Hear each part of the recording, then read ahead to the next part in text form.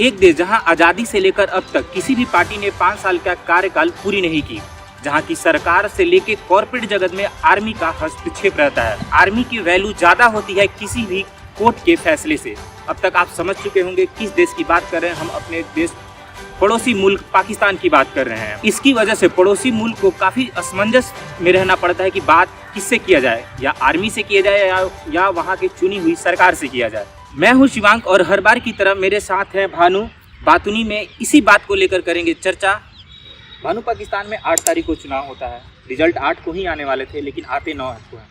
और जो रिजल्ट आते हैं वो काफ़ी चौंकाने वाले होते हैं। मतलब अक्सर ही होते हैं, लेकिन इस बार ज़्यादा चौंकाने वाले इस बार तो काफ़ी चौंकाने वाले हुए हैं। और अब तक भी किसी भी पार्टी ने पूर्ण बहुमत साबित नहीं किया, या चाहे मिली हुई पार्टी हो, मिली जुली सरकार बनाए, नवाज शरीफ की बनाए या इमरान खान की या पीपीपी के साथ, भुट्टो के साथ मिलके किसी ने बनाया। आर्मी भी इमरान खान की पार्टी को आर्मी सपोर्ट नहीं कर रही है अभी। तो आखिर ये चौंकाने वाला रहा कैसे? पाकिस्तान में फौज के हज़ारों हस्तक्षेप के बाद और हज़ारों फेवरेटिज्म करने के बाद भी पाकिस्तान में लोकतंत्र जीता है। वो इसलिए जीता है कि नवाज शरीफ की पार्टी, जो कि आर्मी की फेवरेट थी, आर्मी की पसंदीदा थी, जिससे आर्मी अपना वर्चस्व बनाना चाहती है कि हम इनके थ्रू रूल करें, वो बहुत पीछे रही है। क्योंकि उन्हें इतना समर्थन मिल गया था आर्मी का और इतना इंटरफेरेंस था इलेक्शन में आर्मी का, फिर भी इमरान खान जो कि जेल में है अगस्त 2023 से, और उनके सारे मंत्री जेल में हैं, उनके सारे एलाइज जेल में हैं इमरान खान के, फिर भी उनके समर्थित कैंडिडेट्स 93 सीट लेके आते हैं, जो कि इंडिपेंडेंट तौर पे लड़ते हैं। इमरान खान की पार्टी बैंड है, उनका जो सिंबल है वो भी इलेक्शन कमीशन ने बैन कर दिया है, उनके जो समर्थित कैंडिडेट्स हैं उन पे फौज का दबाव है। फिर भी पाकिस्तान की जनता आम तौर पर पाकिस्तान की में जो वोटिंग परसेंटेज रहता है वो 45 से 50% के आसपास रहता है।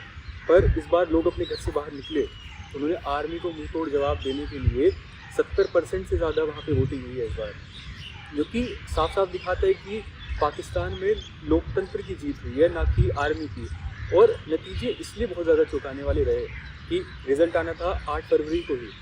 8 फरवरी को रिज़ल्ट ना आके रिज़ल्ट आर्मी को डिले करते करते अगले दिन पूरा रिज़ल्ट उन्हें लाना पड़ा। और उसके बाद क्योंकि रात तक पता चल रहा था कि जो इंडिपेंडेंट कैंडिडेट्स थे पाकिस्तान में, जो पाकिस्तान तहरीक इंसाफ एफिलिएटेड थे, वो 150 के आसपास जीत रहे थे।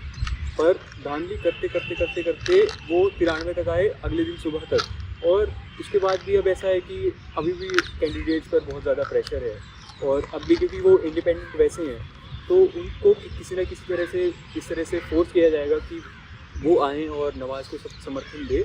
और अभी तक आज 21 तारीख है, तो अभी तक कोई सरकार बनाने का फॉर्मूला नहीं हुआ है। और जहाँ तक है, हाँ, हर बार चलती ऐसी है कि जो फौज चाहे वही, फौज का फेवरेट ही सरकार चलाए, फौज का पपेट ही वहाँ पे सरकार चलाए। पर इस बार ऐसा हुआ है कि लोकतंत्र वहाँ पे मजबूत हुआ है और लोकतंत्र जीता है।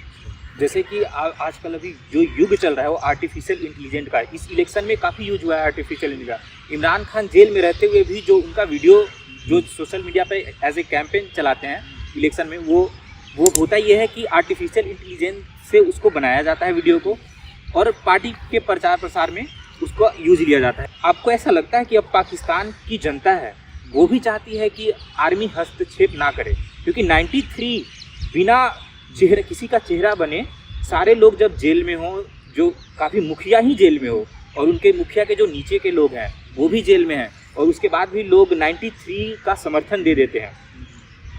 तो पाकिस्तान में क्या चीज़ें बदलने को तैयार हैं? जहाँ तक बात है शिवांग, पाकिस्तान की आवाम बेवकूफ़ नहीं है। उन्हें ये भी याद है कि किस तरह से कैसे मिलिट्री कूप होते रहे हैं पाकिस्तान में। आज तक एक भी प्रधानमंत्री पाकिस्तान में एक पूरा टर्म कंप्लीट नहीं कर पाया है। उन्हें, पाकिस्तान की आवाम को ये भी याद है 2018 में कैसे नवाज शरीफ को जेल में बंद कर दिया था और उन्हें फिर लंदन में रहना पड़ा, और अभी वो वापस हो गए हैं। उन्हें साफ साफ दिख भी रहा है अभी कि इमरान खान कैसे जेल में बंद होके फ़ौज की मुखालफत कर रहे हैं, फ़ौज की खिलाफत कर रहे हैं, और फ़ौज को चैलेंज कर रहे हैं कि आप यहाँ पे सही नहीं हैं। और एक लोकतंत्र को मजबूती की तरफ ले जा रही है पाकिस्तान की जनता। यहाँ ये चुनाव यही दिखाता है कि किस तरह से लोग चाह रहे हैं कि फ़ौज को, जो उनका काम है कि आप हमारे से रक्षा करिए, वहीं तक सीमित रहिए, आप राजनीति ना चलाएं, आप स्टेट को ना चलाएं, वो हमारे इलेक्टेड जो रिप्रेजेंटेटिव हैं उन तक छोड़िए। इस चुनाव में पीटीआई एक ट्वीट करती है, पीटीआई ट्वीट में करती है कि जितने वोटर्स का वोट पड़ा है उससे ज़्यादा वैलिड वोट दिखाया गया है और ये फॉर्म 45 है, अगर मैं सही हूँ तो फॉर्म 45 ही है, उसमें दिखाया गया है। और उसने ट्वीट करके बोला कि ये धांधली हुई है। उसी एक अभी हाल ही फिलहाल में लियाकत अली चड्ढा आते हैं जो कि रावलपिंडी में वो गवर्नर जनरल हैं पंजाब के प्रांत में, रावलपिंडी आता है वहाँ, और उनका एक प्रेस कॉन्फ्रेंस होता है। प्रेस कॉन्फ्रेंस में वो बताते हैं कि इसमें मैं संदिग्ध हूँ, मैं इसमें 70,000 वोट का मार्जिन दे करके जो जीत रहा था उसको हराया गया है और नतीजे पलटे गए हैं। 70,000 नतीजे साफ तौर पर पलटे गए हैं और इसमें फॉर्म 45 का खासकर इस्तेमाल हुआ है। जीवंत पाकिस्तान के चुनाव में बहुत खुलेआम तौर पर धांधली हुई है, बहुत ज़्यादा साफ तौर पर, और इसमें फॉर्म 45 का खासकर इस्तेमाल किया गया है। शाम तक नतीजे आते 150 के आसपास इंडिपेंडेंट कैंडिडेट्स आगे चल रहे थे और उसके बाद पाकिस्तान का सर्वर डाउन होता है, वहाँ पे बहुत सारी जगह इंटरनेट बंद किया जाता है, मोबाइल सर्विसेज बंद की जाती है और ऐसे करके फौज के इंटरफेरेंस के बाद अगले दिन सुबह तक वहाँ के जो चुनावी नतीजे हैं उनको बहुत अलग तरीके से पलट दिया जाता है। और नतीजे हमारे सामने ही है, वो जो बहुत सारे प्राइवेट चैनल्स 150 के आसपास बढ़त दिखा रहे थे इमरान के समर्थक इंडिपेंडेंस का, पर वो अगले दिन 93 के आसपास है। अभी मुख्यतः 3 पार्टी है जो 93, 45, 75 और 44 सीट के साथ है। किसी का पूर्ण बहुमत हुआ नहीं है और 2 पार्टी चाह रहे हैं जिसके नवाज शरीफ को काफ़ी सपोर्ट है पाकिस्तान आर्मी का। तो सरकार कैसे लगता है कि कैसे बनेगा, क्योंकि इधर पीपीपी भी घसकने को तैयार है, वो 2 साल पे राजी नहीं हो रहा है। पीपीपी और PMLN पाकिस्तान मुस्लिम लीग नवाज़, इनकी अटकलें कि यही सरकार बनाएंगे कि फ़ौज इमरान खान को सरकार बनाने की कतई इजाज़त नहीं देगी। तो जो मुस्लिम लीग नवाज़ है उसके पास 75 सीट्स हैं और बिलावल भुट्टो जरदारी उनके पास 54 सीट्स हैं। तो यहाँ पे भुट्टो चाह रहे हैं कि वो सरकार में शामिल ना हो, वो चाह रहे हैं कि वो की पोजीशंस ले लें, प्रेसिडेंट की पोजीशन ले लें। अभी पहले उन्होंने कॉन्फ्रेंस हुई थी, प्रेस कॉन्फ्रेंस, तो उसमें बताया था कि उसमें उन्होंने इस बात का जिक्र किया कि हम सरकार में शामिल नहीं होंगे क्योंकि पाकिस्तान की माली हालत है वो बहुत खस्ता है, इकोनॉमी बहुत ज़्यादा नीचे गिरी हुई है, वो बेल आउट पैकेजेस पे भी ज़िंदा हैं, चाहे वो IMF से मांगते हों, कटोरा लेके वो घूमते रहते हैं चाइना के पास, सऊदी अरब के पास, UAE के पास, और उन्हें जंग करनी है भारत से। तो इस चीज़ में तो नहीं चाहते हैं कि उनका नाम खराब हो, क्योंकि अगर इमेज बताना चाहते हैं वो, क्योंकि आगे भविष्य में वो कंप्लीट तरीके से सरकार उन्होंने एक्सेप्ट भी किया कि उन्होंने ये बात मानी कि उन्हें 2 साल के लिए ये टर्म दिया गया है, पर वो साफ बोल रहे हैं कि जब मैं पूरी तरह से पाकिस्तान की जनता के द्वारा पूरा मैंडेट लेके आऊँगा, मैं तभी ही उनका वज़ीर आज़म बनूँगा, प्रधानमंत्री बनूँगा। इसके बाद अगर हम देखें तो नवाज़ शरीफ की पार्टी वहाँ पे सरकार बनाएगी, पर देखते हैं कैसा रहता है। शायद ऐसा भी चांस हो सकता है कि फ़ौज वहाँ पे तख्ता पलट कर दे। इसमें भी नवाज शरीफ को भी लेके बहुत अटकलें हैं। नवाज शरीफ, हुआ ये कि जब ये इलेक्शन हुआ, कंट्री PM के लिए इलेक्शन हुआ, तो वो पंजाब में भी इलेक्शन हुआ, वो चीफ मिनिस्टर के लिए हुआ। तो नवाज शरीफ को भी बोला जा रहा था कि या तो आप प्राइम मिनिस्टर बन जाइए, या तो आपके पास एक ऑप्शन है कि आप अपनी बेटी मरियम नवाज को पंजाब का CM बना दीजिए। तो उन्होंने चुना है कि इनकी बेटी जो अभी निकल के आंकड़े आ रहे हैं कि पंजाब की CM बन जाएगी, और नवाज शरीफ के भाई शहबाज शरीफ वो PM के लिए। नवाज नाम पे एक तो बिलावल भुट्टो जरदारी जो कि जुल्फ़िकार अली भुट्टो के नाती हैं, बेनज़ीर भुट्टो के बेटे, तो वो बिल्कुल भी तैयार नहीं है। वो नेगोशिएट कर रहे हैं कि यहाँ पे शहबाज शरीफ बने, क्योंकि जब शहबाज शरीफ बनेंगे तो बिलावल भुट्टो के पास नेगोशिएट करने के बराबर की हो रहेंगी, और अगर वो सरकार में जाएंगे भी बिलावल भुट्टो, तो वो एक अच्छी डील नेगोशिएट करना चाह रहे हैं, क्योंकि उन्हें पता है कि यहाँ पे कोई और विकल्प है नहीं। अगर सरकार बनानी है तो भुट्टो के साथ मिलकर ही बनानी है। इसमें ऐसा हो सकता है कि पाकिस्तान की आर्मी थोड़ा सा इसमें फोर्स करे कि दोनों साथ में आए, या फिर ऐसा भी हो सकता है कि इलेक्शन दोबारा करवाए जाएंगे 6 महीने। लेकिन इलेक्शन दोबारा, वही आपने भानु पहले ही बता दिया कि इलेक्शन दोबारा कराने के लिए पैसे बहुत होंगे, और पाकिस्तान का जो अभी खस्ता हालत है वो इजाज़त नहीं देता कि दोबारा इलेक्शन करवाया जाए। और दूसरा कि 21 दिन में सरकार साबित करना होगा किसी को, या मिलीजुली सरकार बने या सिंगल पार्टी की तो बन नहीं सकती, कौन बने किसी की नहीं है। तो दो ऑप्शन आते हैं कि या तो 6 महीने के अंदर एक सरकार दोबारा चुनाव हो, अगर 21 दिन के में अगर नहीं कर पाए तो, या दूसरा कि मिलिट्री शासन फिर से लागू कर दिया जाए, जो पिछले बार एक बार और हो चुका है। इसमें ऐसी भी संभावना है कि आर्मी सरकार के प्रशासन के ऊपर अपना कब्जा ले ले। हाँ, ऐसा होने की भी ये ज़्यादा दूसरा संभावना हाँ, नहीं है, पर ऐसी भी संभावना है कि जब कोई सामने ही ना आए, सामने और ऐसी वो उनके हालात है ही नहीं कि वो देश उसी तरह चला पाएँ। और इस चीज़ में पाकिस्तान आर्मी अपना एडवांटेज ही ढूंढ रही है। जो वहाँ की कौम है वो गरीबी में धंसती जा रही है, इकोनॉमी की कोई अते पते नहीं है वहाँ पे, वो बड़े बड़े लोन से जिंदा हैं। तो देखते हैं कैसे रहता है। पाकिस्तान आर्मी अभी से नहीं, अगर बात करें आप हिस्ट्री में, तो हिस्ट्री से लेकर ही 1958 में जो इन्होंने सरकार को गिराया, उसके बाद पाकिस्तान आर्मी आती है। 1971 में हुआ ये कि जब इंडिया और पाकिस्तान का जंग हुआ, उसमें इंडिया ने हरा दिया उसको, जो भी हुआ। फिर बांग्लादेश बना और बहुत कुछ हुआ, उनके सैनिक भी बहुत ज़्यादा मतलब कि कैद में थे इंडिया के। वहाँ भी एक बार फिर से डेमोक्रेसी और कॉन्स्टिट्यूशन आया, उसके बाद फिर से आर्मी ने हस्तक्षेप किया, और ये बहुत बार बार ये चलता आ रहा है। तो थोड़ा हिस्ट्री पे नज़र डालें। एक सिलसिलेवार तरीके से देखते हैं, साथ ही आज़ाद हुए, पर सबसे पहला जो coup अटेम्प्ट कोशिश हुआ वो 1951 में लियाकत अली के टाइम हुआ। इसकी वजह ये है कि पाकिस्तान एक बहुत ही डिसऑर्गेनाइज्ड स्टेट के तौर पे आज़ाद हुआ था, पर वहाँ की फ़ौज, पाकिस्तान की फ़ौज बहुत ही ज़्यादा ऑर्गेनाइज थी, बहुत ही ज़्यादा, क्योंकि फ़ौज वहाँ की ब्रिटेन के थ्रू उन्हें वहाँ मिली थी, भारत से अलग होकर।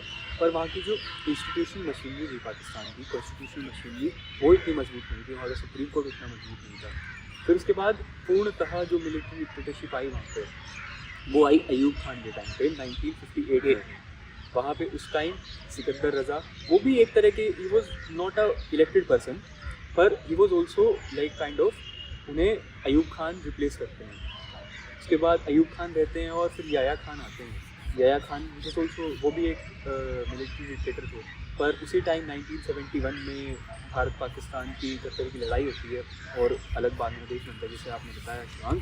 और उसके बाद हार के बाद याया खान को इस्तीफ़ा देना पड़ता है और चुनाव करवाने पड़ते हैं। चुनाव करवाने के बाद वहाँ पे ये जुल्फ़िकार अली भुट्टो प्रधानमंत्री बनते हैं, और वो 1973 में, जो आज का पाकिस्तान का संविधान है, हमारा तो हमारे जो बड़े रहे हैं उन्होंने, हमारे पुरखों ने बहुत पहले हमें दे दिया था, और बहुत अच्छा बना के दिया है कि भारत की फ़ौज सिर्फ बहुत ही सिस्टमेटिकली तौर पे, it is an well organized, well discipline organization, और बहुत प्रोफेशनल तौर पे काम करती है भारत की फ़ौज। और वहीं पाकिस्तान की फ़ौज, ये जो उनके हालात हैं वो 1977 में पाकिस्तान की फ़ौज के बारे में बोला जाता है कि वो प्राइवेट सड़कें बना रही है, यहाँ तक कि कॉर्पोरेट में घुस के बिजनेस कर रही है पैसा कमाने के लिए, और ये साबित करना चाहती है कि पाकिस्तान मिलिट्री मतलब कि आवाम को चला सकती है, लेकिन हर बार फेल हुई है। 1977 में, 1999 में, फिर 1999 में भी यही घटना होता है, 1958 वाला। 1999 में जो घटना होती है, इसके बाद एक और मिलिट्री coup होता है शिवांग, वो होता है आप जब ज़ियाउल हक जो हैं वो मिलिट्री डिक्टेटरशिप संभालते हैं पाकिस्तान की, और इलेक्टेड जो रिप्रेजेंटेड थे जुल्फ़िकार अली भुट्टो, उनको हटा देते हैं। फिर उसके बाद वो 8 साल तक, करीब बहुत लंबे समय तक वो रूल करते हैं, और उसके बाद परवेज़ मुशर्रफ वो नवाज शरीफ को हटा देते हैं। और इसकी भी बहुत इंटरेस्टिंग कहानी है। हाँ, 1999 में कि ऐसा कहते हैं कि ये परवेज़ मुशर्रफ साहब गए थे यहाँ पे श्रीलंका के दौरे पे, और उन्हें पता था कि कितने मजबूत बन गए हैं परवेज़ मुशर्रफ नवाज शरीफ को, तो वो श्रीलंका से आते हुए उनका परवेज़ मुशर्रफ का प्लेन ही नहीं लैंड होने देते हैं पाकिस्तान में, और वो चक्कर काट रहा होता है। और वो भी काफ़ी समय तक 2007 तक पाकिस्तान की बागडोर संभालते हैं, पर वो अपने आप को ऐसे पूरा ऑफिशियली क्लेम नहीं करते हैं इज़ अ मिलिट्री डिक्टेटर। वो अपने आप को एक एग्जीक्यूटिव का नाम देते हैं, फिर वो अपने आप को एक प्रेसिडेंट का नाम भी दे देते हैं। पर अभी खुद को ही घोषित कर दिया ना उन्होंने, परवेज़ मुशर्रफ ने, कि प्रेसिडेंट एज ए प्रेसिडेंट खुद को घोषित कर दिया। पर अभी देखें तो पाकिस्तान की जो सारी सरकारें हैं, कहीं ना कहीं they are a puppet of army के बिना सरकार वहाँ बना ही नहीं अभी तक। आर्मी है तो वहाँ पे वो अपनी फेवरेट जो चाहे जिसको चाहे शिवांग को चाहे वो शिवांग को वहाँ का अगर आर्मी सरकार चलाती है, मिलिट्री सरकार चलाती हो, नफ़ा नुकसान क्या है? भारत के लिए तो नुकसान ज़्यादा है कि अगर आर्मी सरकार चलाती है, क्योंकि आर्मी का एग्जिस्टेंस ही पाकिस्तान में आर्मी इसलिए ज़्यादा मजबूत हुई है क्योंकि आर्मी ने अपने आप को पोर्ट्रे किया है ऐसे कि पाकिस्तान एक कांस्टेंट डेंजर में है भारत के साथ, कि भारत की सरकार, भारत की जो फौज है उससे प्रोटेक्ट करने के लिए हमें उतना मजबूत बनना पड़ेगा। तो इसलिए वो एक एज अ मजबूत इंस्टीट्यूशन पाकिस्तान में एग्जिस्ट करते हैं। तो अगर वो वहाँ पे रूल करेंगे तो उनको कोई ना कोई वजह चाहिए होगी वहाँ पे रूल करने में, तो वो कहीं ना कहीं भारत के साथ कॉन्फ्लिक्ट कुछ ना कुछ कहीं ना कहीं इंगेज करते रहेंगे। क्योंकि ऐसे अगर हम देखें तो नवाज शरीफ जब प्रधानमंत्री थे और मोदी जी आए 2014 में, तो एक अच्छा तालमेल बनाने की कोशिश की दोनों ने। उससे पहले वाजपेयी के टाइम पे कारगिल वॉर जो शुरू किया वो मुशर्रफ साहब ने किया, और नवाज शरीफ कहते हैं कि मुझे तो इसका इल्म भी नहीं था, मुझे तो इसकी जानकारी भी नहीं थी कि कारगिल वॉर कि पाकिस्तान ये कर रही है, वहाँ पे घुसपैठियों को भेज रही है कारगिल में। तो कहीं ना कहीं अगर आर्मी रूल करेगी, वैसे ही आर्मी ने भारत पाकिस्तान के संबंध बेकार किए, तो इस दौर में बहुत ज़्यादा नुकसान होगा पाकिस्तान को, क्योंकि ट्रेड नहीं होंगे दोनों देशों के बीच में। कहीं ना कहीं भारत को भी अपनी इन्वेस्टमेंट्स डिफेंस में ज़्यादा डालनी पड़ेगी। हम इंफ्रास्ट्रक्चर में उतना इन्वेस्ट नहीं कर सकते, हमें अपने जो बॉर्डर एरियाज़ हैं उनको सिक्योर करना पड़ेगा, और इंस्टेबिलिटी दोनों देशों में रहेगी। पाकिस्तान में तो हमेशा ही इंस्टेबिलिटी है, Pakistan is a instable state हम कह सकते हैं पाकिस्तान को, और हम तरक्की की राह में हैं, हम एक विकसित भारत बना रहे हैं, तो उसमें कहीं ना कहीं दिक्कत होगी। पर अगर इंगेजमेंट करनी चाहिए दोनों देशों को एक बेटर फ्यूचर के लिए, अगर ऐसे लोग आएँ सामने सिविलियन गवर्नमेंट में भी कि तो इंगेजमेंट हो दोनों देशों में और एक अच्छी बेहतर तालमेल बनेगा। पाकिस्तान में आर्मी का स्टैब्लिशमेंट इतना मजबूत शायद भारत की वजह से ही तो है कि हाँ, वो भारत को जनता को दिखाते हैं हैं we are in a constant danger from India, और हमें आपको बचाना भी है, तो हमें बचाना है तो हमें मजबूत भी रहना होगा। तो वो इतने मजबूत हैं ही शुरू से कि वो वहाँ पे किसी का पीसफुल एग्जिस्टेंस होने ही नहीं देते हैं, वहाँ पे वो लोकतंत्र को स्थापित होने ही नहीं देते हैं। पाकिस्तान जैसे मुल्क में एक स्टेबल सरकार बनना चाहिए। स्टेबल सरकार तो शिवांग बननी चाहिए, पर वो सरकार अमन पसंद होनी चाहिए, वो सरकार ऐसी होनी चाहिए कि जो जनता के हित देखे, ना कि आर्मी को मजबूत कराने में आर्मी के पपेट के तौर पर काम करे। तो पाकिस्तान में एक ऐसी सरकार चाहिए जो भारत के साथ अच्छे संबंध रखे, भारत के आंतरिक सुरक्षा में हस्तक्षेप न करे, और भारत को पीसफुल को एग्जिस्टेंस के तौर पे भारत के साथ रहे, और जो पाकिस्तान की जो इकॉनमी है उसमें जो उनके जनता जो भुखमरी में और गरीबी में खेली गई है उसको वहाँ से निकालने की कोशिश करे। तो कैसी सरकार बने न कि आर्मी के पसंद की आर्मी की पपेट वहाँ पे रहे। मतलब आर्मी को देखा जाए, अगर आइडियली देखा जाए तो आर्मी को इंटरफेयर नहीं करना चाहिए गवर्नमेंट में, तो सरकार को भी चाहिए कि आर्मी को किसी तरीके से दूर रखा जाए। ऐसा कम पॉसिबल लगता है, क्योंकि अभी हम देखें तो पाकिस्तान की सुप्रीम कोर्ट ने, जो कि आर्मी इतने लंबे चौड़े बिजनेसेस चला रही है आर्मी, तो उस पर वहाँ की आर्मी को फटकार भी लगाई है। तो वहाँ के जैसे टाइम के साथ अगर हम देखें तो वहाँ के डेमोक्रेटिक इंस्टीट्यूशन, पाकिस्तान का सुप्रीम कोर्ट मजबूत होता है, तो वो एक सुनिश्चित करेगा कि आर्मी अपने काम तक ही सीमित रहे और वहाँ पे डेमोक्रेटिक चीज़ें आगे बढ़कर आएँ, और एक लोकतांत्रिक और लोगों के हित में काम करने वाली सरकार आगे आए। चलिए भानु, आज का एपिसोड काफ़ी अच्छा रहा।